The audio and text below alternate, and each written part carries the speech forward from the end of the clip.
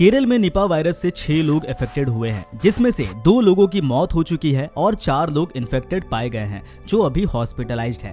Nipah virus ने पूरे केरल में तबाही मचा रखी है। तो क्या है निपा वायरस, ये कैसे फैलता है, निपा वायरस से इन्फेक्टेड लोगों के सिम्टम्स क्या है, निपा वायरस का क्योर क्या है, क्या इसकी वजह से देश में लॉकडाउन लग सकता है? इन सारे सवालों के जवाब आपको इसी वीडियो में मिलेगा, तो वीडियो के एंड तक जरूर देखिए। नमस्कार दोस्तों, मैं रविशंकर एक बार फिर से आपका स्वागत करता हूं आपके अपने यूट्यूब चैनल स्मार्ट स्टडी में। कोविड से हम इतने परिचित हैं कि किसी वायरस का इन्फेक्शन कितना खतरनाक हो सकता है ये हम सभी जानते हैं। अब निपा वायरस की इन्फेक्शन की खबर आना एक बड़ी समस्या है। देश में निपा वायरस नया नहीं है, ये केरल में पहले भी हो चुका है। 2018 में केरल में निपा वायरस फैला था। तब निपा वायरस से 18 लोग इन्फेक्टेड हुए थे, जिसमें से 17 लोगों की डेथ हो गई थी।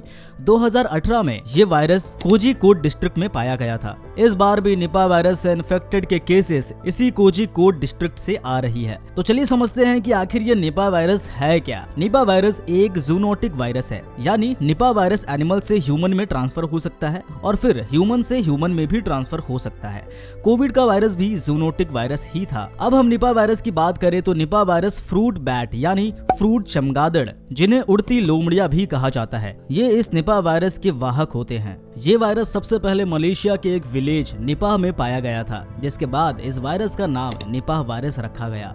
अब सबसे इम्पोर्टेंट बात कि ये वायरस फैलता कैसे है, तो जैसे कि मैंने पहले ही बताया कि इस वायरस का वाहक एक फ्रूट बैट है। फ्रूट बैट निपा वायरस से इन्फेक्टेड होते हैं और ये फ्रूट बैट किसी एनिमल या ह्यूमन में ये इन्फेक्शन फैला देता है। जब कोई जानवर इन्फेक्टेड होता है तो उसके करीब संपर्क से या उसके बॉडी फ्लूइड से संपर्क होने से इन्फेक्शन होता है, जिससे खतरा बहुत ज्यादा होता है। एक बार अगर कोई इंसान इस वायरस से इन्फेक्टेड होता है तो उसके संपर्क में जो लोग भी आते हैं उनका इससे इन्फेक्टेड होने के चांसेस बहुत ज्यादा बढ़ जाता है। तो चलिए अब जानते हैं निपा वायरस से इन्फेक्टेड लोगों के सिम्टम्स को। इस वायरस से इन्फेक्टेड लोगों में ब्रीदिंग प्रॉब्लम होती है। इसके साथ साथ दिमागी सूजन यानी न्यूरोलॉजिकल प्रॉब्लम्स भी हो सकता है, जो काफी जानलेवा होता है। और इसके सिम्टम्स में बुखार, सर दर्द, खांसी, सांस लेने में दिक्कत या उल्टी होना शामिल है। इसके कुछ सीरियस सिम्टम्स है, जैसे दौरे पड़ना या कोमा में चले जाने जैसे सीरियस सिचुएशन इंक्लूडेड है। WHO ने कहा है कि निपा वायरस की मोर्टालिटी रेट 40 से 75% तक की संभावना होती है, जो एक कंसर्न की बात है। इसका मोर्टालिटी रेट काफी खतरनाक है, जो कि कोविड के वायरस के मोर्टालिटी रेट से काफी ज्यादा है। तो चलिए अब जानते हैं इसकी ट्रीटमेंट के बारे में। WHO के मुताबिक अभी फिलहाल निपा वायरस से लड़ने के लिए कोई भी मेडिसिन या वैक्सीन मौजूद नहीं है। निपा वायरस को लेकर WHO ने ये कहा है कि सांस लेने में डिफिकल्टी या न्यूरोलॉजिकल प्रॉब्लम्स के ट्रीटमेंट के लिए कुछ सपोर्टिव केयर लिया जा सकता है, लेकिन निपा वायरस को क्योर करने के लिए अभी तक कोई दवाई या इंजेक्शन नहीं है।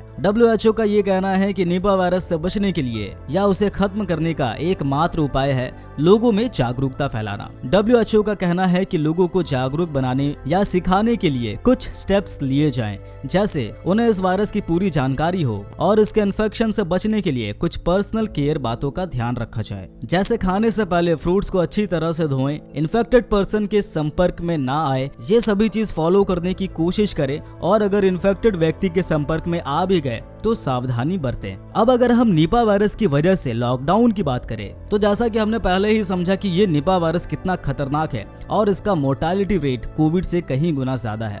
तो अगर देश में निपा वायरस से इन्फेक्टेड के केसेस बढ़े और अगर सिचुएशन कंट्रोल से बाहर गई तो शायद कोई रेस्ट्रिक्शंस के स्टेप्स लिए जा सकते हैं। पर अगर अभी शुरुआत में ही सही सावधानी बरती गई तो जल्द ही निपा वायरस कंट्रोल में आ जाएंगे, जिससे इसके केसेस और ना बढ़े और सिचुएशन अंडर कंट्रोल रहे। ऐसी स्थिति में लॉकडाउन लगाने की कोई जरूरत नहीं पड़ेगी। अभी जो खबर आ रही है कि केरल में निपा वायरस का खतरा लगातार बढ़ रहा है। इस बीच वेस्ट बंगाल से ये खबर आई है, वहां भी निपा वायरस से इन्फेक्टेड व्यक्ति पाया गया है। बताया जा रहा है कि व्यक्ति में निपा वायरस से इन्फेक्टेड होने वाला सिम्टम्स दिख रहे हैं। ये भी बताया जा रहा है कि वो व्यक्ति केरल में माइग्रेंट वर्कर की तरह काम करता था, जो अभी अपने घर वेस्ट बंगाल वापस आया है, जिसके कुछ दिनों बाद ही उनमें निपा वायरस से इन्फेक्टेड होने के सिम्टम्स दिखाई दे रहे हैं। अब वो पूरी तरह डॉक्टर्स की निगरानी में है। इन सारे खबरों के बीच मीडिया रिपोर्ट से ये खबर भी आ रही है कि केरल का कोझिकोड डिस्ट्रिक्ट सबसे ज्यादा प्रभावित है। कोझिकोड डिस्ट्रिक्ट के कुछ इलाकों में कुछ रेस्ट्रिक्शंस लगाए गए हैं और इन इलाकों में सरकार की तरफ से उचित सावधानियां भी बरती जा रही है। इसके अलावा करीब 30 अन्य शहरों में भी वायरस से इन्फेक्टेड होने का अलर्ट जारी किया किया गया है।